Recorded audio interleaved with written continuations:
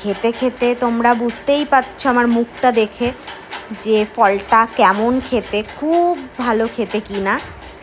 এটা খেতে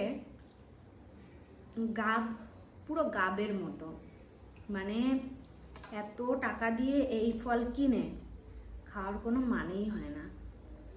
ছোটবেলায় আমরা গাব খেতাম, মানে আমাদের আশেপাশে অনেক গাব, সত্যি কথা বলতে সেরমভাবে কেউ খেত না, আমরা খেতাম, ভালোই লাগতো, মোটামুটি ভালোই লাগতো। কিন্তু তাই বলে এই যে 125 টাকা দিয়ে এই ফলটা কিনে খাওয়ার মতন এমন কিচ্ছু না। পুরো গাবের মতন খেতে, গাবের শুধু শ্বাসটা যেরকম খেতে ছিল, মানে গাবের তো শুধু শ্বাসটা খায়, গাবের শ্বাসটা যেমন খেতে সেম, পুরো সেম সেরকম খেতে। আমার এই যে বড়লোকিয়া ফল খাওয়ার স্বাদ আমার মিটে গেল।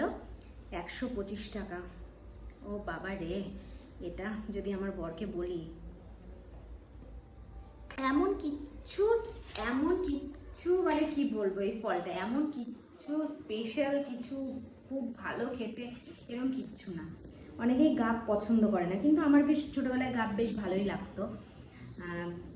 গাবের যদিও পুরোটা খাওয়া যায় না, শুধু